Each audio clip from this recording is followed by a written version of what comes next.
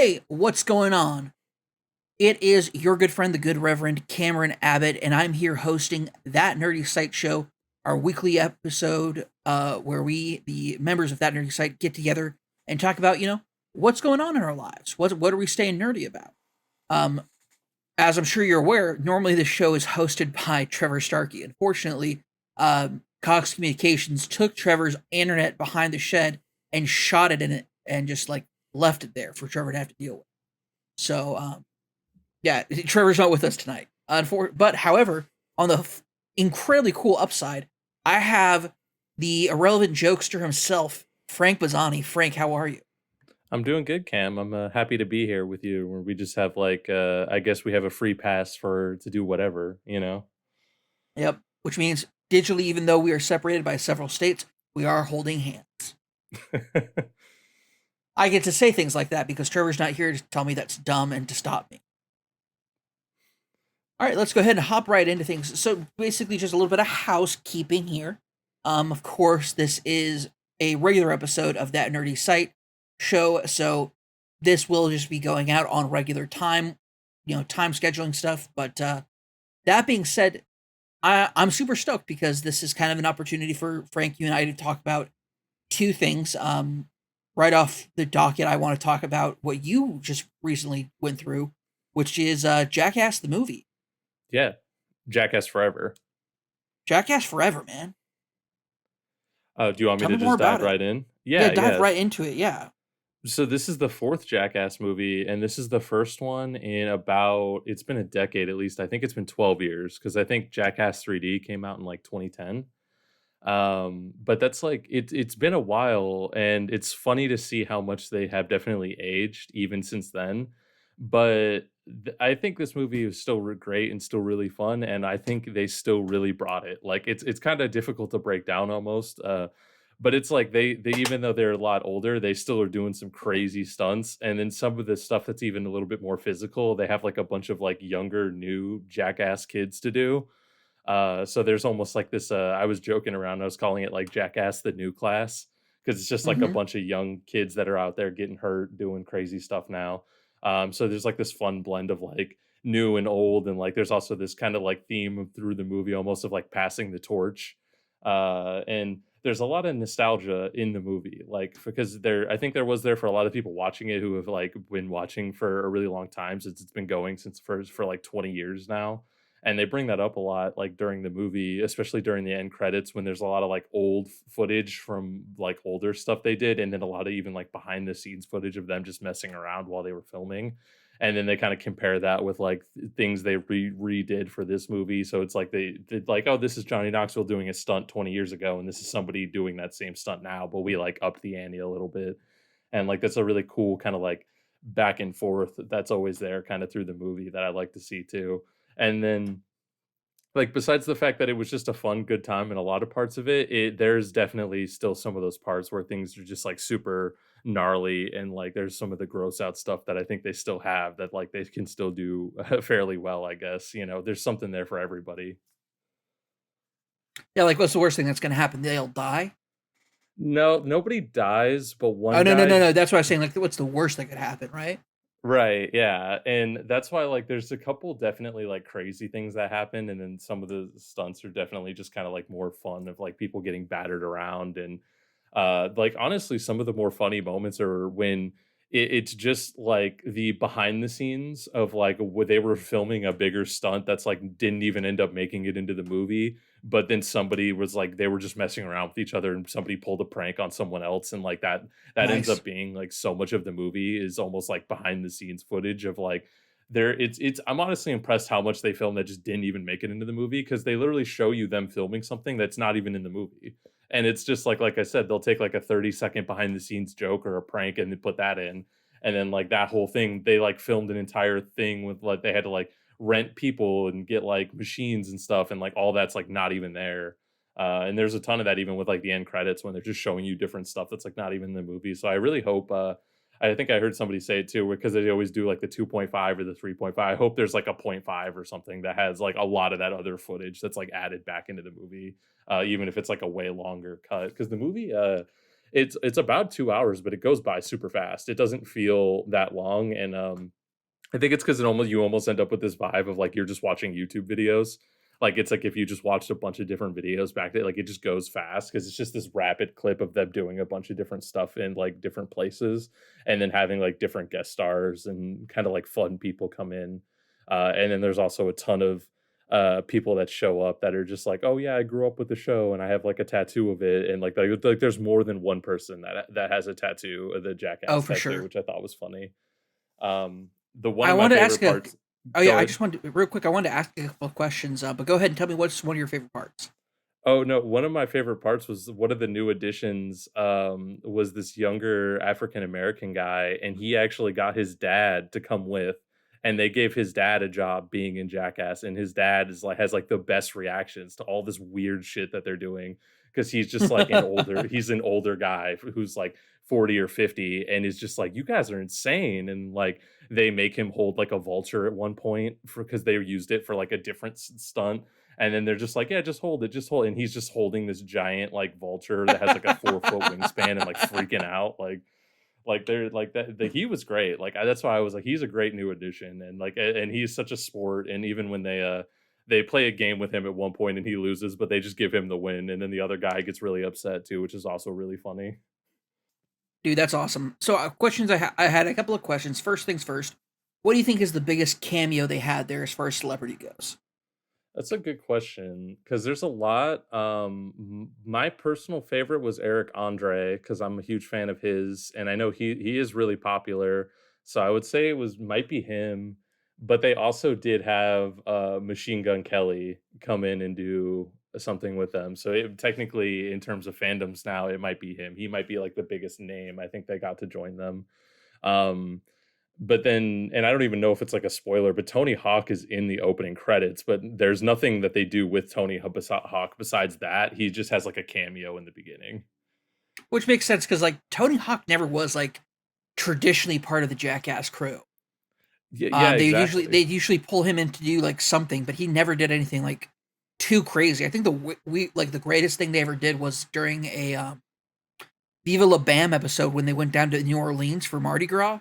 Like Mm. Tony Hawk joined up with him for that, and they made a joke about like how rich Tony Hawk was the entire time. But that's like it. Like I don't remember him being like ever being too in depth with like the stunts and stuff they did.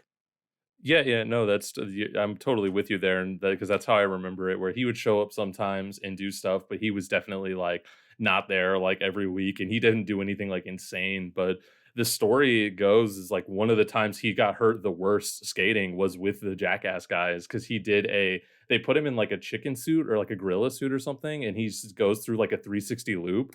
And he went through the loop and he fell from the top and he just falls straight down and he broke like a couple different things. I forget Oh what yeah, parts exactly, but he literally is like that is the like worst he's ever been hurt, and it was with them. And the the story, as I heard it from like Steve O's perspective, was super funny too, because especially he felt terrible. He still feels bad about it now, but he's like, we didn't know Tony Hawk, like we just asked him to come do stuff with his us, and he said yes, and then he got the biggest injury of his career that like could have taken him out, just being like dumb and doing stupid stuff with us.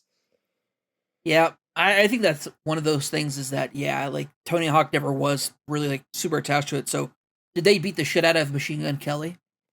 Yeah, a little bit because it's in the, trailers and it's been, like, in the commercials, I think, too. Because I think this is one of their big, like, spots that they did with him is, like, it's like a bike race between him and Steve-O where they pedal and there's a big hand that kinda, like, cranks back, and it's whoever pedals the fastest, the hand will crank back and then basically bitch slap the other person, like, off the bike into a cold pool, and Nice. so, yeah, he just takes, like, a crazy bash and falls into the pool, and then, like, he basically has, like, shock afterwards because he's just like and then I love what he says to Johnny Knoxville where he's like, "You said it wouldn't feel like anything." I thought that was super funny where they, like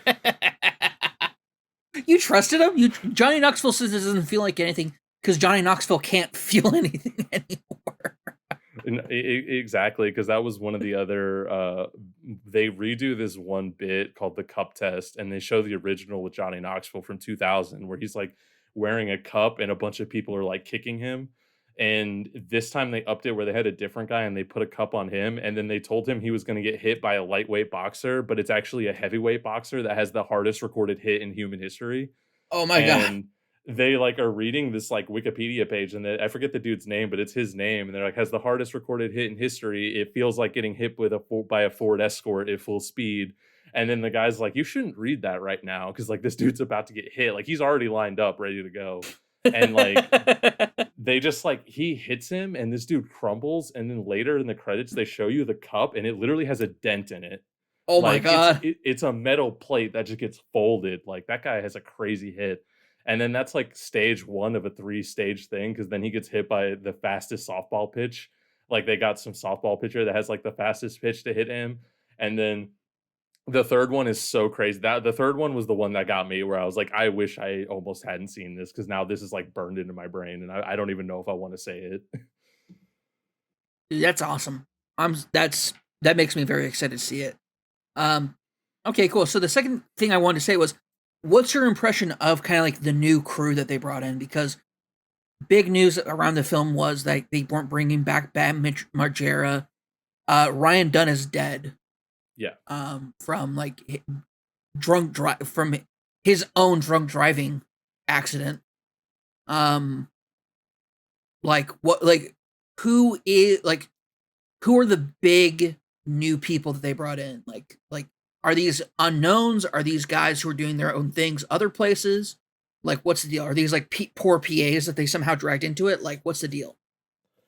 To me, I assume they must have been people that have been doing this, like, online or, like, something, because they are younger, but I didn't recognize anybody they've pulled in, but they definitely kinda tell the story through the movie of, like, they've all just been Jackass fans for however long, and, they don't even really get into necessarily how everybody got to being there, like, on set, but I assumed that these were people who have just been kinda influenced and started doing this, like, online and probably on like Instagram and TikTok or whatever, and then got some kind of notoriety. And then they ended up just kind of like picking them up to join. Um, I did like them though. Like, there wasn't anybody in particular that I thought was like a standout, but it was just cool to just see, like I said, kind of the old and the new, kind of the passing of the torch. And it was also cool to see, like I've heard other people bring up too, there's more diversity in the younger team. Like there is 2 different African American guys, and there is also a woman, so they're the first for both of them be part of the crew now, and so, like, that's pretty cool. And everybody who was new, I thought, like, pulled their weight too, and if anything, they were trying to go big, because like, this is your moment, you're on the set of Jackass. Like, one guy literally, like, does a hang glider into a thing of cactus, like, and like that was when they were like, "Yo, this guy's insane." Like, all the older dudes are like, "Yo, this young kid's insane. Like, he just did went through 10 feet through a bunch of cactus." Like, um, so that's why I feel like there was definitely some of that, where like there was some good humor, and it was good to have like that new blood and that new kind of change up to the kind of feel of the movie. And that's why I think kind of the idea going forward is that it's going to be a lot more of the younger crew, and maybe even more younger people and kind of different people rotating through. Because I think it is definitely like kind of a lot of the vibe was like they were like, this is kind of the end for some of the older crew who are just getting like up there in age, even though like Johnny Knoxville still does this insane stunt and takes a huge hit and got like broke a couple things, got a huge concussion, and that's when I'm like, oh, Johnny Knoxville, you can't do this anymore, my guy. Like, it was great to see. It's just, and it's like I love him, and I think he's great, but I was like, damn, that sucks, because he's just getting up there. Yeah, no, it's true. It's true. It's I'm interested to see where the future of Jackass goes. Um because I feel like the way they did this one, it definitely was a like farewell to some and an introduction to some new people. Um, I wouldn't be surprised if they did bring John Knoxville or Steve-O back. He was in not as strong of a like role like that, but rather maybe just like some stuff about like I don't know, like mentioning some stuff over like some voiceover stuff, etc. So No, I'm with you, because like I think they'll probably do more in the future, and I could still see them being like the hosts sort of, or just being like on set, because I think that is still like the biggest part of it, and the funniest part of it is just like everyone's having a great time filming all of these, and that's what makes a great movie when they just pull all the fun stuff. And that's why, like I said, so much of the stuff from the movie and even the stuff that is the funniest is like behind the scenes that they just like they never turn off the camera. So that's why as long as they're there just doing that stuff and like they like Johnny Knoxville's constantly pranking people and just doing stuff. So like even if he's not like doing some of the crazy stunts, I could definitely see him just kind of taking the back seat and just kind of being a host and kind of a guide for like some of these other people. And something I was just it's just cool to still see them out there doing it, and not even in terms of them getting older, but in terms of the fact that like the internet has blown up and now there's just stuff like when they were doing this originally, it was like, oh man, these guys are crazy. And then besides even all the people that started copycatting them, it's just with the internet, you start to see crazy clips like this all the time, right? Like it just became a thing of like, oh, you just go on YouTube, you can find a million clips of people being insane. But so I love that like they have persisted, like they're still a thing and they're still like the best at it. Like it, and you go see this movie that's like a bunch of funny YouTube videos and just a bunch of friends like hanging out, fucking around, having a good time. Like it's cool that it still exists and that it'll like continue to exist even with like new kids, you know? Yes. Okay. Cool. I'm excited. I'm excited to sit down and watch the movie finally. I'm pretty stoked for it, so I can't wait to get started on that. I'm sorry if All I right, spoiled some things for you. dude. What? No, you can't spoil. You can't spoil Jackass movies because the only way you can spoil Jackass movies is if you show people clips from the movie. Like Yeah, that's it. That's the only way to get like you get spoiled by it, but then you still see the prank, you still see the stunt. Like it doesn't matter. Like you still I get the was impact of it. So like there's no way like Jackass movies are like the perfect films that you cannot actually like spoil. That's fair because part of what I was worried about is like, oh, I could talk about like these parts of the movie, and there's even some like other random parts I had thought of, but I'm like, well, then at that point, I'm just kind of describing what happens in the movie and almost like ruining it. But I think that's a good way to put it or a good spin on it. Before we move on, the last thing I thought was funny about it too is just like for working at a movie theater, like I don't, but I was thinking about the people that do. I was like, this must be one of the worst movies to have to just like service where you're just going through and like getting orders and dropping off food, and then like these people are doing insane like stunts and just gross out like material, and you'd have to go through the theater like multiple random times. I'm like, this must be like the worst movie for that. Indeed. So let's go ahead and actually leap into our next story. I say leap on purpose because it is in fact Dying Light 2. Stay Human. I was Yeah, expecting you to say something. Sorry. I wasn't sure Um because like yeah, no, but I know you've been playing it, and I know you think you've been excited about it as well, so I'm excited to hear like what you have to say, because I haven't played it. I've just been kind of listening to some of the buzz, like some of the hit or miss things I think I've heard people say about it. So how do you feel? so here's the thing. I was it's funny, I was trying to podcast with Trevor earlier before his internet went to shit. And yeah, like let's go ahead and break into it here. So I'm full disclosure, like we are recording a Let's Play series of it. I've recorded up to episode 7. And I've put in probably roughly around like probably close to 15, 16 hours into the game, and Nice. only 7 of those have been story. Mm. Um, and even then, not really. Like not even that. That's like just I'm probably under 6.5 hours of like recorded footage, which is for the majority story, but not entirely. And so like that's one thing. So I'm probably only about like a first like I'm not even a quarter of the way through the game yet. Oh wow, yeah. Certainly not by like the like level of exploration and things that can happen there with that. I will say that 3 things I wanted to address right at the top. I'm only playing story missions while I'm recording, so that is definitely going to impact my experience. 2, um, the second thing I wanted to bring up and needed to bring up is that uh, we got a review copy, so I didn't have to pay for it. So like my opinion is going to be from somebody who got a free copy of it. And the third thing I wanted to put out there is a caveat about how do I put this? I'm trying to think like what's the best way to phrase this, but um like a massive caveat about this game is that uh it is making progress in like the skill tree takes forever. Oh, yeah, this is how they got the 500 hours of whatever. Like they One just made it thousand take percent. forever. Yeah. And here's the thing, though, um, it's meant to be that way. This is not like they made a decision about this or that, or this, then that, whatnot. Um, this is entirely about like the game, like raw, like has a very cool and very fun, very awesome stuff, but like you are not meant to be getting so much that the story stuff isn't supposed to be hard for you. Hmm.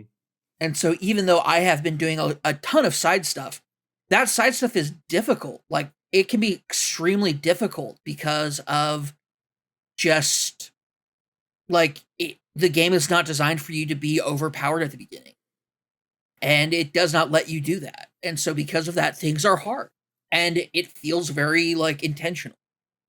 So if that bothers you, if not being overpowered bothers you, like you can switch up the difficulty of it to make it easier, but like I've really enjoyed what I've been playing through it as.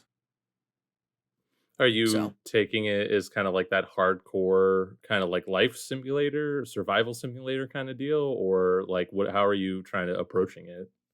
well, it's like this is a zombie game. And so in most zombie games, the zombies themselves are kind of pushovers. Like Hmm. they get you by hoarding you and like tearing you down. These zombies are not massive pushovers. There are some of these situations where it's like, cool, I'll do this thing and yeah, I can swoop in, kill a bunch of zombies and I'll be done. You will totally get your ass handed to you if you try to do that. Yeah. Like they are very intense when it comes to like what they're doing with that. And like I said, it's intentional. Like you're not supposed to be able to go through a building and clear out zombies no problem. Like it should be a challenge, and that's their philosophy is it should be a challenge, and so they make it one. Like because here's the thing: you can get your ass handed to you by a couple of zombies that are a couple of levels higher than you. Like I was trying to take on a bunch of level 4 zombies, and I was just getting my ass handed to me because I don't do a lot of damage to them. Mm. And like it's just the way that it is. And so it's cool to kind of see that effect play through where they're like, no, you can't just go around and do everything just simply by just going in and doing it. Like you have to plan, you have to think. You are at a disadvantage because that's your place in the world. And so it takes a very intentional step to do this. And because of that, there is something that's very enjoyable about winning these harder encounters. So That's fair because and that actually I think kind of goes into what I've heard about the game because that they I think they definitely want you to be like kind of thinking and strategizing because it even kind of goes into the point of like if you should go in during the day or at night and it's kind of like like there's less people at night but the enemies are is it they're tougher at night, is that what it is? so enemies aren't just tougher at night, there's more of them. Okay, okay. And they coordinate better. That's probably the biggest thing. They have these specific zombies called howlers that if you do not kill them right away, they will howl and bring just like a chase on you. And you are suddenly in a chase because if you stick around, they will swarm and kill you right away. So you have to run at that point. Like Yeah. this is a game that basically it's like, oh shoot, I'm in danger, book it. And because of that, they have two separate, and this is another part of the thing, is they have two separate experience systems. One is the parkour experience system that you do by doing basically anything regarding running and jumping and climbing around the world, and another one that's combat focused. And so these things aren't put together to make like an overall like XP pool. Um, like it is what it is. Like it just is what it is. That's Like interesting that it's kind of separated out though, because I think that sounds like a better mechanic than like it's because like the Tomb Raider games, everything's connected together. Like when you break something open, salvage something, find something, kill someone, it's all XP that gives you XP. So that's kind of cool, at least that like the parkour gives you like XP that you can kind of build towards that, and then like combat gives you combat XP, almost like Skyrim esque. I would definitely say that's probably the best and closest way of describing it. Its experience system is through like Skyrim-esque stuff, like by doing that. There are some quests that give you like chunks of it, but they're usually skill-based quests that you have to do like obstacle runs or like a combat situation. So Do you going back to the parkour for a second, do you like the parkour in the game? Like I yeah, the know I parkour think is super good. yeah, so it is that is definitely like a highlight for you. Yeah, granted, I think that there was some issues with it before the day one patch came out. I did not play it before then because like the stuff I was using for my Let's Play hadn't come in yet. Hmm. For anybody who wants to know, the Let's Play series is called Friday Night Dying Light, and so I ordered a bunch of like Friday Night Lights merch to be able to like put together like an outfit that to match up with the idea and concept of it. And like my entire playthrough, all my choices are being determined by like saying clear eyes, full hearts, can't lose. And like I'll meet some people and be like, man, this guy doesn't have clear eyes. Or like I meet somebody, I was like, man, this guy just does not have a full heart. So we have fun with it. Yeah, no, I watched part of the your first episode there, and I haven't gone through the whole thing yet, but I was definitely enjoying it so far. And like the game does look kind of fun with like some of the parkour elements, and just also like some of the survival stuff and kind of the day night stuff isn't necessarily my thing, but I definitely like I think it kind of makes sense why it's there and does kind of enhance the game. But I was also kind of piqued a little bit by the story that's kind of there at the beginning of the game. What are your thoughts on the story so far? Like, are you into it? Are you not into it? The story so far has been pretty interesting, but from what I understand, the ending sucks. So I'm like I'm waiting for that to hit, basically. So do you think that's like because you've heard because I have heard that same thing. And kind of based on what I've seen from your playthrough is what I know about the beginning, and then I don't know anything about the actual ending. I just know I've heard that same kind of reception about it. Even though I think there is more than one ending, which is funny.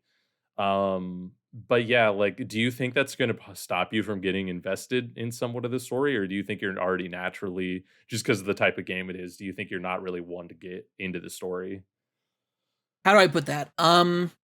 I think that because the way that I'm playing the game in this let's play type situation, with like a specific like set of like ideas and protocols behind it, in regards to just like how I'm doing stuff.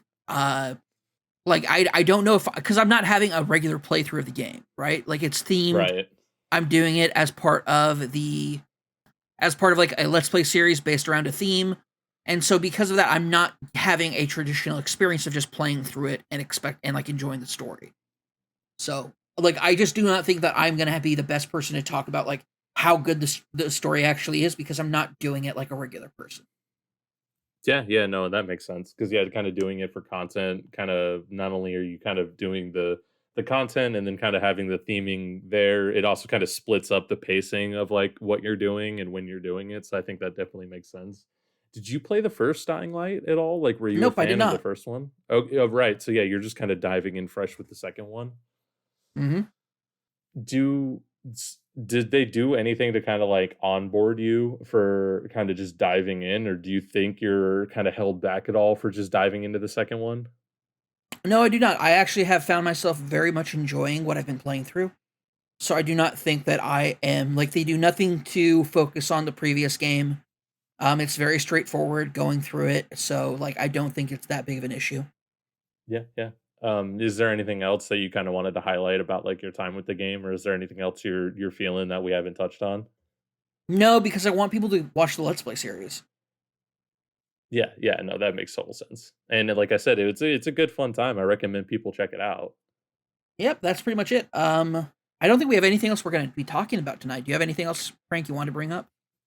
If you wanna go for a bit longer, I do have some, games I can talk about, but if you wanna wrap here, we definitely, we can as well. Yeah, I have no idea how Trevor keeps the show going as long as he does. It's like he makes the show longer just by being on it or something. I don't know. Um, Well, it helps when you have, like, more people and more stuff too, and I think also part of what hurts is that you haven't seen Jackass, so we can only have, like, a smaller conversation about it. and Um, you haven't played Dying Light 2, so I can't tell you much about it other than like my experience with it has been like great. I'm open if you can definitely shoot for whatever you wanna say, if there's anything you wanna get into or spoil for it, like, I'm not gonna play it, myself. No, I mean, that's the thing. I gave you like an elevator pitch of kind of like the Let's Play series we're doing for it, as well as like like I'm like I don't know what else to talk about because what I have been playing through has either been story or its combat and whatnot. I will say its combat is can be a little bit frustrating, especially against human NPCs. Interesting. Like human enemies, because like the dodging and blocking mechanic is not as always as like tight or consistent as I would like it to be. Mm. Um, but like also like I don't get into a lot of fights, so No, that makes sense. It definitely seems like, especially early on, you would kind of want to primarily stealth and kind of like hide around and kind of just avoid people, and then try to like come up with get stronger and then come up with a strategy to like come back and loot stuff later. yeah, for me it's really more of like a okay, how am I gonna like trip these guys out and win? Cool. Like I 1000% take care of most of my fights through like cunning versus direct approach. And it has a lot to do with like, oh, are they like I don't have a way of like my weapon's weak, it's my last weapon. Cool. I'll throw knives at their face to interrupt their attacks and just like lay waste to them. So yeah, I will say the crafting experience has been pretty good so far. You do have to buy blueprints, unless you get them from story missions, which I haven't done too many of yet. So we'll see. But the ones that I've gotten from that you have to get from like vendors and stuff to like mod your stuff. I will say, actually, you know what? I do need to talk about this for a minute. And Yeah. this is like the elephant in the room as far as like gameplay mechanics go. Holy crap, do I hate the weapon degradation in this game. Oh yeah, that's always a pain. Like I'm very rarely like a fan of that is like a thing. They have just taken the wrong lessons from Legend of Zelda Breath of the Wild from this. The weapon degradation sucks because you get some like really cool weapons, and I would like to be able to like take a base level of one of these weapons and upgrade it over time. But you don't upgrade weapons. You can modify them, but like, why do I want to spend like good mod on a weapon that I don't want to use because it'll just degrade and break over time? Yeah, yeah. Like I'm with you there because I definitely much prefer that idea of like having the weapon that you like upgrade over time and have with you for like the whole game, rather than just like you're using it, it explodes, and then you just have to find a new one. And then it's like, well, you can upgrade it and it'll give you like two more hits of durability. And I'm like, great, thank you. Dude, not even that. Not even that's in this one. Oh, Like great. it's like, hey, do you want to make your thing like electrocute people or it like catch them on fire? Yeah, I'd love that, but I'd also love it if I didn't have to like lose this weapon by the end of that fight either. Like Yeah, it's really frustrating to because the thing about Breath of the Wild is it's like you get a weapon, you don't upgrade it, you don't do anything with it, but like eventually you will lose it. Okay, fine, I'm gonna lose it. Then I'll use it and lose it, and I'll like embrace that mechanic. Fine. I don't like it, but I'll embrace it. Why not? You can't then say, hey, we let you trick out a weapon, and then that weapon will break and it'll suck. yeah. Like, It oh, it'll be gone forever. you use this mod, you just put this mod on? Great. Well, the weapon you put it on broke. So get fucked. It just kind of definitely seems like it almost goes back into their like survival game as kind of idea where like you're getting resources and kind of having to constantly spend them and make decisions on like what you're spending it into. But that's kind of the aspect of it that I definitely don't love, where it's like, oh well, you have this mod that you could use for other more valuable things, but you can also just waste it if you want, because it'll make like one weapon slightly tougher until that weapon's gone, and then you're SOL. Yeah, it's rough. It's very rough at that point. But I think that's probably the only thing else I have to talk about. Do you have any questions? Like anything you're interested about learning about the game? I think we covered a lot of kind of what I was curious about, and kind of even just kind of wondering what your thoughts about it were. Um, I was trying to think because I listened to the kind of funny review, so there was kind of some discussion there just about it, like what people liked and what people didn't like. And you to kind of circle back to something we did touch on, you did say there's not like you so far you haven't really run into like a lot of bugs. Is that right? Like you've had like a pretty solid Uh, experience so far. the bugs I've had are not game breaking, but rather just like hey, that probably should have worked. In the parkour aspect of stuff. Yeah, no, that's fair. Like, because I've heard it can be kind of buggy, especially with like late game stuff and with like game breaking stuff, and just not being able to progress. And so like that's definitely unfortunate. And I know the day one patch is supposed to address some of those, but like from what you're saying, and I think from what else I've heard, like I don't think they got everything, or even if they got some of the bigger stuff, there's some of these smaller issues that are still kind of like persistent throughout their world, which seems kind of like um just seems kind of like what I would expect for, because based off of like the other Dying Light, and then the same studio also did Dead Island, right? So it's like that's just why I'm kind of like that is just how I remember those games as well. It's like there's always just this air of like bugginess to them, but not in like the same charming way that people look at like Bethesda games, you know? Mm-hmm. I'm trying to think if there's anything else, but I really just don't have anything else to talk about at this time. And we don't have really another subject. So we talked about a movie I that was like pretty straightforward, and then we talked about a like a game. Don't really have anything else to talk about. I figured those would kind of be our big main things, but I've also been playing. If you want to dive in a bit, I've been playing Shadow of the Tomb Raider. That is the third game and sort of the Tomb Raider reboot that they've kind of been doing in the modern era. And it's been on my backlog for a while now because I started playing it in 2018 when it came out, and I had to go download the save from the cloud, so I got to see that it's like your last save was uploaded on October 20th, 2018. So I was like, man, it's been almost 4 years. Um, but I went back and dude, I honestly debated like why even pull the save? Like I should just start over, and like I probably should have, because I'm not that far into the game. I wasn't that far into the game. I played the tutorial. It lets you out into the open world, and then I just stopped playing at one of the camps. And so when you kind of cut to me now in 2020, I download the save and I turn it on, and I'm just in the middle of the forest, and I'm like, oh shit, what am I even doing? Like who am I? Why am I here? Like um, I didn't end up restarting, but I went to the game's Wikipedia page, and I had to read the first paragraph about like what is even this game is about and like why you're doing this. And then when I got to the part that's like, and she Laura Croft crash lands into this desert or into this jungle, and I was like, that's where I'm at. That's what that I'm there, and I just stopped reading, and I was like, and I picked up the controller again, and like it was weird to just totally, it's like jumping onto like a moving train or something at that point, where you're just kind of a couple hours in, and like I don't remember any of the buttons or anything that's happening. And like now that I've played for a few hours, I definitely have it's all come back.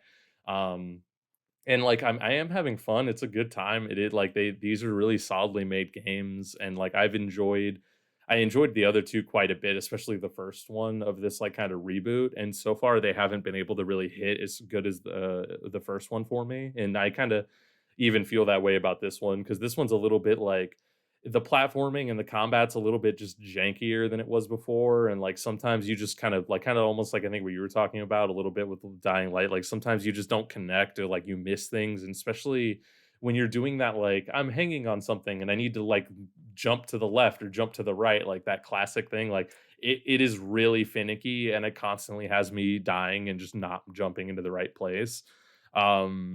But other than that, like I think it's a fun time. Like I really love the combat of these games, and getting to like upgrade, get craft, like grab the resources to like craft and upgrade your weapons.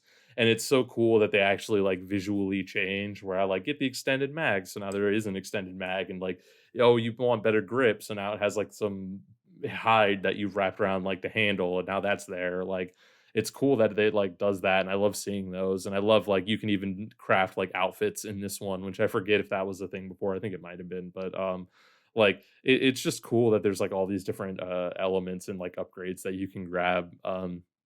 The story in this one is kind of like continuing the overall story that's been kind of happening, and it's also telling this kind of like one of those like end of the world tales. And I definitely, besides the fact that I've picked it up before and then put it down and then picked it up again, like I am like super uninterested in the story on this one. Like I like it's just like I don't know if it's just because I played too many Tomb Raider games or too many other even games like at this point, but it is definitely a lot of the like go to the ancient temple, get the ancient thing. Oh, the bad guys want it. Like it's a lot of the same like fare that you just get in kind of these games. So that's kind of definitely like what's not great about it, but it is still just fun to be running around and doing the tombs. And I feel like this game so far has had like less combat than a lot of the other ones had, because like even from the point where I picked it up, I went like an hour plus before I got into like a fight with someone, and I was doing some side exploration and just like tomb raiding and stuff. So there's probably part of that, but like I was surprised at how like you just go so long.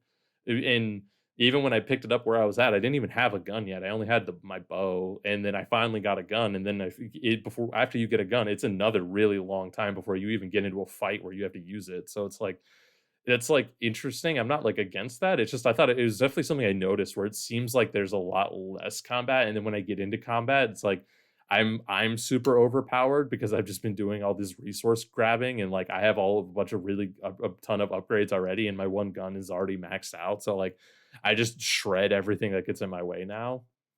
But it's like it's fun. I think it's missing some of the polish and some of the love that maybe the other Tomb Raider games have. And like that first one was so special, it just kind of doesn't hit on that level for me anymore. But also one thing I kind of don't like is that they've like blown up all the maps now, where they're like it just everything is like a little bit bigger of an open world, and I don't love it just because I find it harder to like navigate around, especially when and it's like hard to tell what is what, because it's like okay, that path is clearly the way I need to go, but then there's like I can go this way, and this way because there's just secrets everywhere. But it's like, and then sometimes the pathways just kind of lead you to nothing sometimes, and sometimes it leads you to secrets. But it's one of the it almost gets into that like Assassin's Creed territory where I'm like, you put like way too much around here when really I just kind of wish I had like the path forward and like some side stuff, you know?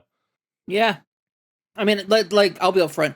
I do not care for Tomb Raider games, so I Yeah, don't have that's really fair much to because you say don't about that. even you're not even really like an Uncharted guy either, right? Like you Nope, just don't really mess with the whole that whole kind of action adventure thing, right? nope, I do not. I do not find them fun.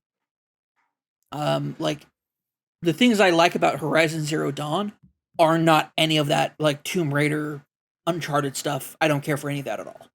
The things I like about it are like the third person shooter kind of trap based stuff you set up and whatnot. So like not even close to being like into that sort of a thing. And that's fair, and it's funny you brought up Horizon as, like, a comparison because Horizon's a game that, like, I don't think it's bad, but I don't particularly, like, love it, like, I just didn't connect with it that way, and it's funny because yeah, like, I that's an open world. It is that's a classic just, like, open world game, like, towers and collectibles and all that, and it's just one that I just couldn't get into. But it is like these Tomb Raider games definitely I think just have it for me. Like it's just something that connects with. But I also do like Uncharted and a bunch of those other games. It's just the main thing I really like about it is the I think the combat. Like I just like it feels pretty good and it's fun to just be kind of in these like somewhat of the arenas and just kind of have a bunch of different weapons and be running around. And in this one, they actually give you like a lot of different options between like they've already had those elements in the other games of like stealth or just going super loud and kind of being able to do little elements of both. But this time, like I feel like you have even more options and things you can interact with to the point where there's like a straight up Rambo style. You can put dirt from the ground on yourself to like hide more, and you can like go up against mud walls. And there's literally like a trophy for killing a guy up against the mud wall. It's called First Blood. Um, and so I was like, there's a couple like inspired choices that make things like kind of fun and interesting.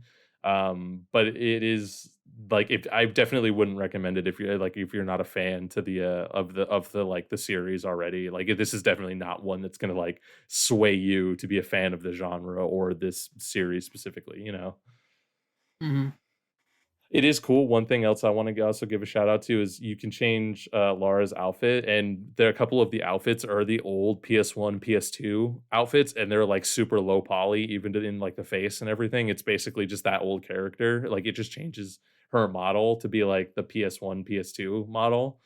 And there's a couple different ones because it's like there's like Tomb Raider 2, and then there's Angel of Darkness. Like, and so that's when I recognized Angel of Darkness. And I was like, is that the PS2 game? Like, that's like a weird deep cut to just have in here, but like I think that's really funny. And it's just like one of those fun, like celebrate the legacy of Tomb Raider kind of things because it's such like a old series at this point. Yeah. No, it's interesting. I was talking to Trevor last week about playing Haven. And it's like it's interesting to see like us kind of like touch on some of these older games that that like we haven't either gotten to or we just haven't gotten around to. And yeah, it's been interesting to see kind of people pick up some of these older games lately. Yeah, definitely. Because I think January is always a good time for that, and I think this January in particular is a good time for that. Like pick going back to whatever you missed from last year, which for me this time isn't a ton. There's just a couple games I want to play that are on like Game Pass that I need to get to. But this has definitely been a time of like going through the shelf and like things I already own. I'm like, what can I play that like I because there's other stuff out there on the backlog that I don't own that I could go hunt down. But it's like this has been an interesting time of like, what is on the shelf or what can I download that's like, already on the backlog. Because that's actually what I did last year with when I started playing Yakuza, because there was just kind of a time when I didn't have anything to play and I already Hmm. owned the first Yakuza game.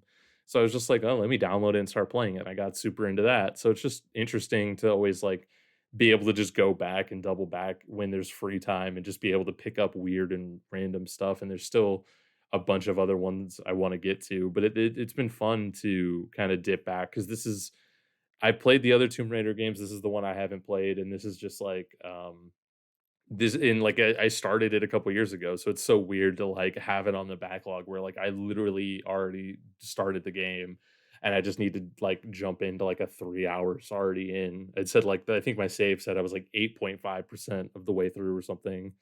Um and it's like it's been fun though. And so it's like I think this downtime has been good. I also kind of the other 2 games I played in the same downtime, it's 2 different Call of Duties with, Call of Duty Modern Warfare, the 2019 version, and also Hmm. the last year's Call of Duty Vanguard.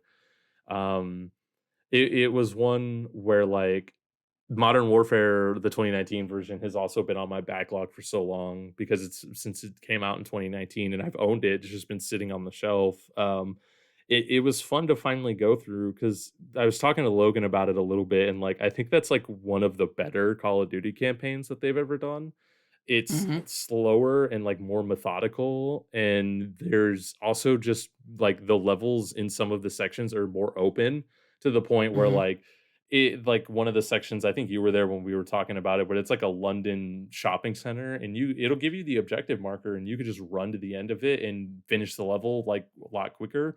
Or there's like 4 different buildings you can go into and do stuff inside the buildings before progressing. And it's just kind of interesting where it's like a little bit more dynamic than it used to be, where before it was like this stage show and this movie that you're like going through and they're like that, oh, there's always going to be an explosion and this dude's always going to fall off a building and this helicopter's always going to fly, or like everything always happens the same exact way. Where like it was interesting to like play it under the circumstances of like, if I go left this happens, but if I go right there's just a random car accident that I didn't even see happen last time. And if I go into this bookstore there's people in the bookstore, and if I go into the cell phone store there's people in the cell phone store, there's people down in the subways. And it's like it was just interesting that there's just like random encounters you can find and like sections where they kind of let you off of a leash and let you into more of like into open world to kind of like do things. Like a sequence later where it feels like more of like a Splinter Cell kind of thing where there's 4 different buildings and there's hostages in all of them, and it's just like, okay, go handle it, and you can go to them in any order, you can tackle it different ways. And that I tried to be stealthy, so I'm like I have my night vision on and I'm like shooting out street lamps and I'm like pulling breakers to buildings and like shutting down the power to the whole building so they can't see me, and I'm just creeping around the inside with like my silenced weapon taking people out. And it just feels like the Splinter Cell game that like isn't really there now. Like obviously it's in Hmm. first person and it's kind of different, but it totally I can see the inspirations where I feel like they were with somebody can go, somebody was like, hey, like this is more like this thing's more is taken from like they've taken cues from like Resident Evil in this level, or like in Splinter Cell in this level, or like I feel like the whole game they've definitely just taken cues from like Rainbow Six Siege in general and like how popular that has been, where they're like, hey, what if we actually just kind of slowed it down, and instead of you like running all over the place and fighting a billion people, what if you fight a couple people but they could all actually really kill you. And they Hmm. even adds the mechanic finally of like you can peek around corners, you can open doors, and you can like not just bash them open, you can like open them and peek inside. Like there's a lot more of those like Rainbow Six kind of elements because you can even there was one door I shot at and it breaks kind of dynamically, kind of like Rainbow Six does, where you could like shoot the door and then shoot through the door or like throw a grenade into the room. So it's like it's cool that there's just some more of these like dynamic elements that help change things up and keep things fresh. Um, and I also wanted to give a shout out to the trophy list. I think it's actually a really good trophy list. It's only single player trophies, so there's no multiplayer, co-op, or zombies or anything. It's just single player. And there are 2 trophies that kind of jack up the difficulty of the list a lot by having you have to beat it on veteran, which is like a classic trophy, and then the other one is there's one of the levels is you, like, sweep a house with your SWAT team, and you have to Mhm. do that perfect with killing everybody with 1 bullet, and you can't get hit, like, it's like a called, like, Golden Run or something, and, like, that is doable, but also just seems stupidly difficult for, like, me to wanna do it. So those are the only 2 I don't have, and they definitely kind of bump the difficulty of getting it, but all the other ones, the trophies are actually really fun and interesting to get, and, like, they're either just dumb side things to do, or it's, like, actually interesting and changes the level in some way, like the one where it was the London shopping center, you're playing, like, a cop who's there trying to stop, like, a terrorist attack, so the trophy for that is to not friendly fire or hit any civilians, it's to only hit, like, the enemies. And it's definitely doable. I did it my first try because I knew it was the trophy, but it made that level a lot more interesting where I had to like really think about it and I didn't just go guns a blazing. I really took a second to like walk in and like look at people and be like, okay, no, that guy has a gun, like definitely take him out. But like it just made it more interesting to have that extra like level of like just trying to pay attention and really putting myself in that situation. And that's why, like, a couple of the other trophies do similar things where they just make you play in an interesting way or, like, do something that's, cool or fun, and, like, there's a sniper level that has you like, you have to hit this super ridiculous shot, and I did it, and it feels so great, like, to hit a moving target out of a car, like, and then that's a trophy, and, like, it's just, like, there's so many fun little, like, trophies and things to do, and I even wanted to go like, there's levels I wanted to go back to and just replay because 'cause I'm like, "This is a really cool sequence, this was a fun level, this was a cool moment," like and there was a couple that I also didn't, and, like, so and some of them were even, one of them was a section I don't necessarily wanna break down for, like, spoiler reasons, but it was kind of intense, and part of it, I was like, "This is a really cool section that almost feels like Resident Evil-ish," but, like, because you're so underpowered and it's so different and unique, and it's almost just like a storytelling element thing, but, that was one where I'm like, "Well, I don't necessarily wanna go back to that level and replay that and relive that," especially because then even the parts that where the level goes after that, but it's like, it was just an interesting thing where I'm like, they actually can do certain interesting things and tell certain interesting stories and even just show, like, how intense certain things can be that are, like, pulled from real world situations. But then the unfortunate thing that I didn't love about the Modern Warfare campaign there was just that it, like, starts to get into the 2 part where it almost becomes, like it goes from being like, "Oh, pro," to just being, like, propaganda, where it's, like, Mhm. retconning things that have happened in real life, and it's like, "No, no, no, we had nothing to do with that, like, that was all the Russians," and, like, this is definitely conversations I remember coming up around the game when it came out in Oh, 2019, yeah. Oh, yeah. and I definitely, like, understood it, and I followed it, and I didn't really have a f con a fir like, a like, s I guess I don't know, it's weird to say, but I didn't have, like, a complete opinion because I hadn't played the game, but now that I played the game, I'm like, "Oh, it's, like, somewhat not only is it bad just because they did it in general, it's, like, somewhat egregious, and really, they coulda just made the game without that." Like, it's just a weird thing to me if, like, that was part of it that I didn't like, is that, like, there's just certain storytelling elements and certain weird things they do where I'm just like, it just didn't feel good, and that led and, like, where everything else, I was like, "Man, the gameplay feels so good," like, the levels are fun, the trophy list is awesome, like, the graphics look great, like, there's so many awesome thumbs up I wanna give it, and then that is definitely, like, a thumbs down where I'm like, "No, I'm not cool with, like, some of the story elements and some of the things you did," and then it's weird because, like I was saying before, like, some of the levels, there are story elements, I'm like, "That's cool, that's a cool story. That's a cool like element. It's in some of them. I'm like, it's just interesting to play through. Like just because it's interesting to show people like, oh, this is what this is like. But it's then it just does some other crazy shit like that. And I'm like, so it's a real tug and pull, and that's definitely something I guess I wanted to highlight as like part of it that I didn't like. Um, Cam, do you have any opinions or any thoughts on any of that? I mean, outside of it being like messed up that they do certain historical inaccurate points like that, I've always found the games to be like just a lot of fun, a lot of cool stuff. It's great hearing you talk about it because one, it's filled up some time, but also it's always good to hear that these games hold up quite well. As far as like the remakes of them or whatever. Um, yeah, I like personally my experience started with Modern Warfare 2. Same. And Yeah, so that was like my first. yeah, That's still my so favorite as well, but I think we have that as like a common opinion. yeah. I think when it comes to in particular about this one, is that there is a lot of setup to the overall Modern Warfare story Mm. that goes through one through, I think it's 1 through 4. Kind of is like the story behind it, but like I lose track of what the hell happens in Modern Warfare 3. Yes, yeah. Um, That was not a good one. no, the story of 1 and 2 though I think are like really really good, like solid fun stuff. So um, just a lot of really great stuff about it. I'm glad that you're enjoying it. I know I replayed it when trying to remember when it came, like it was part of like an attachment to something else a while back. And so I played it then. Really enjoyed it. So I think that it's a great game, but you do have to take a moment to recognize, hey, these were actually Americans who did this awful thing. Yeah, and that because that was just yeah, God, because that was just the part that definitely left the like the bad taste in my mouth. But there is kind of everything else we kind of talked about it was kind of the highlights of it, and I think it was a good game. And part of the reason I wanted to check it out, besides the fact it's on my backlog, was because I think this year the rumor is that it's Modern Warfare 2, kind of the sequel to this game.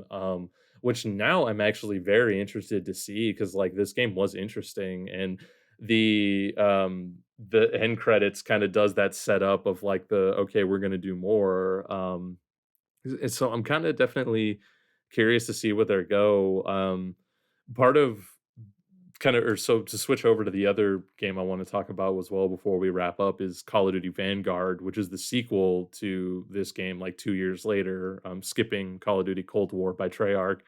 um then so my problem I have problems with Vanguard, and a lot of my problems with Vanguard, I think, also stem from the fact of playing Modern Warfare before that, because Vanguard goes back on so much of the things I was just praising Modern Warfare for. Hmm. And Vanguard just goes back to being like a super atypical Call of Duty campaign, and that's really unfortunate. I understand it's different teams and it's different people, and they were also made somewhat like in conjunction where like they were finishing Modern Warfare as the Vanguard was being spun up. So it's not like you can always necessarily just pivot or like throw it in the trash. Like this is a dev cycle of like these games have to come out every year and they're developed in tandem. But it's just really unfortunate to like see a game push the series forward and do a bunch of cool and interesting things that are new and then just see kind of all of that walked backwards. And then even if it's like, oh, Modern Warfare 2 is going to come out later this year and you get that again, it's like that just kind of leaves me in like a weird thing where I wish these games weren't like on this release cycle like this then Hmm. if it meant like we could get more of like the good type of it instead of just oh well you have to get a game no matter what it is. Um Yeah.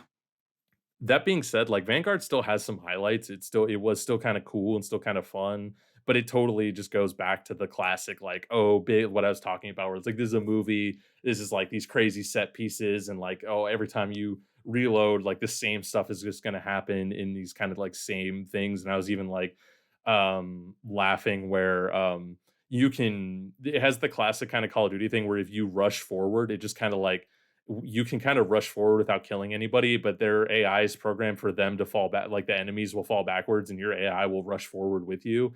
So it was just like this. There was multiple funny moments where like I'm rushing and just kind of pushing forward more than I should be, and so the AI is like basically running with me, like the enemies. So like me and the enemies are like running in a group basically as my AI is like trying to push up behind me.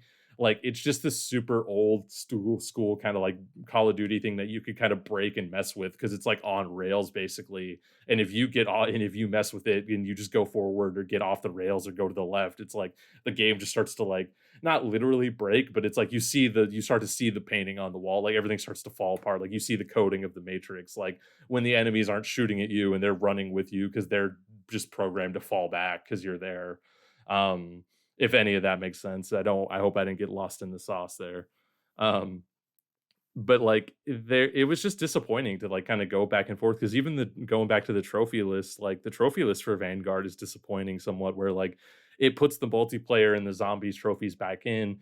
And then even the trophies they do for the single player that like are level specific or even just the ones that are like kill 15 people with 15 different guns or whatever, like they're just those are super basic, and then the ones you do in the level were just, again, like, either super basic or just super kind of, like, you could just kinda get them without trying, or you could or they're, like, really hard to get, and that kind of, like, isn't a huge deal because it's just the trophies, but that was such a weird thing to me, again, after, like, in the Modern Warfare trophy list I thought was so good and almost helped, like, elevate some of the levels, like, where you're trying to do interesting things in the level, and then Vanguard again kind of just walks that back where it's like even if it's having you do specific things in the level, it's not like specifically fun or interesting. It's just you have to make sure you have the right item at the right moment in the level, or you have to make sure you have a specific gun, or you have to make sure you don't use any guns at all. Like which that the don't fire a bullet trophy ended up just like being not super fun because I made it most of the way through that level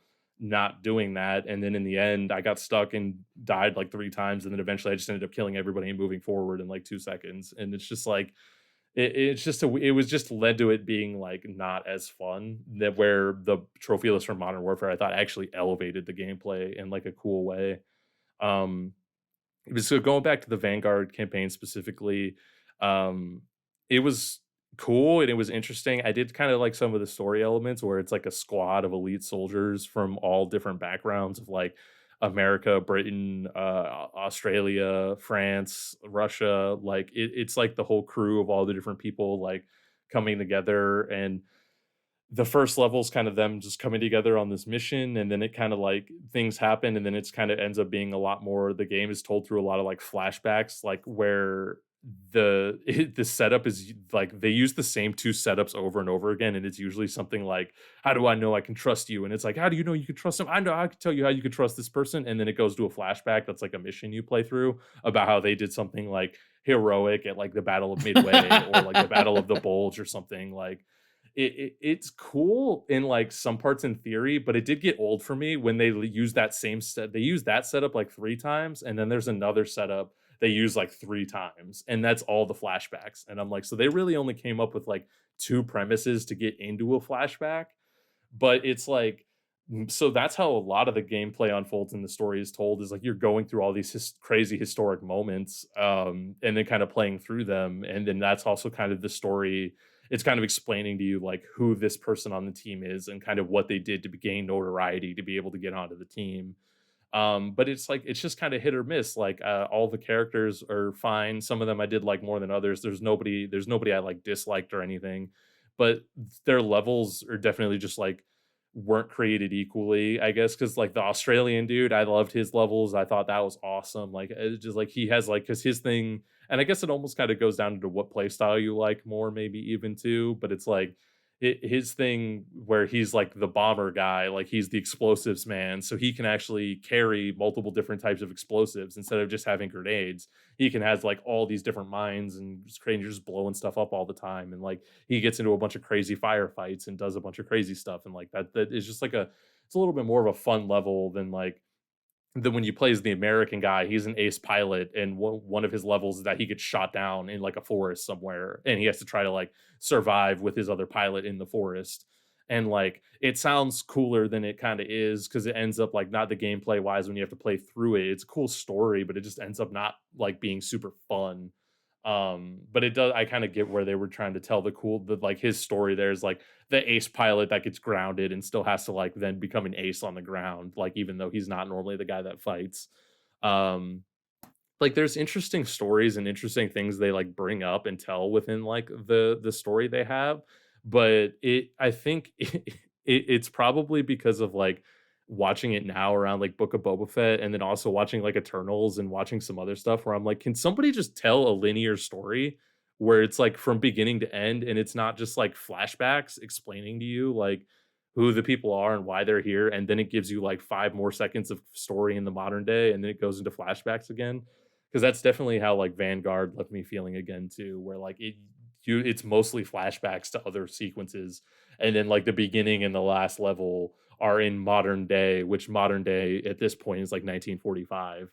Um, but that's what it would because the modern day stuff was the best part of the game. Like, when you are the squad doing stuff together, and then also when you do know who, like, all these people are at the end of the game and you're playing as the squad, it's, like, different than playing as the squad at the beginning of the game.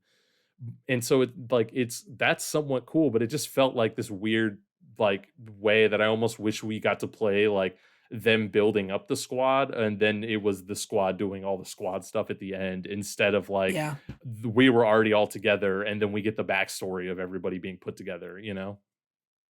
for sure.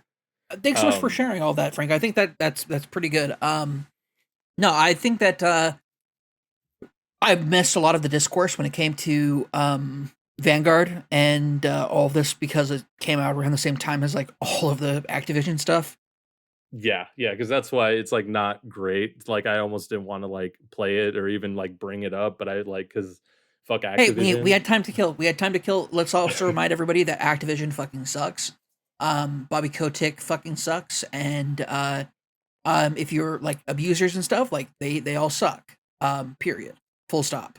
That being said, like we know some of the people who worked on Vanguard, Oh, and yeah. it sucks to see like their hard work that like really shines through get oversighted by this abuse and this scandal. So it's hard to want to celebrate our friends at the same time as like especially since these friends are women and some of them are women of color.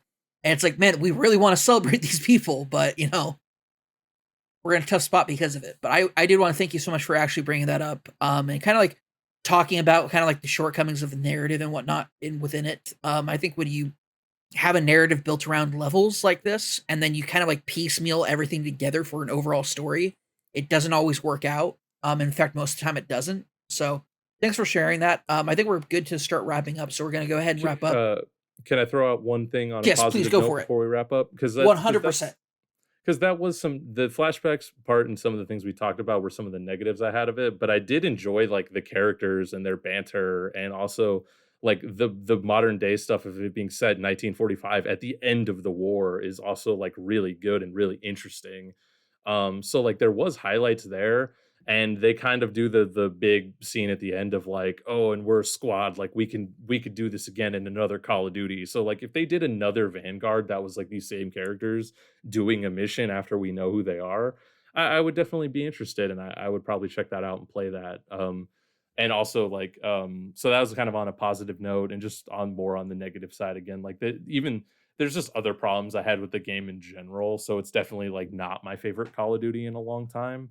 But it, like, narrative-wise, it is probably the better part of the game, honestly. Like, the parts it does kinda nail and get right, if that makes sense. Totally. Thanks so much for sharing, dude. Mhm. No, I'm really glad that you have enjoyed the time that you had with it.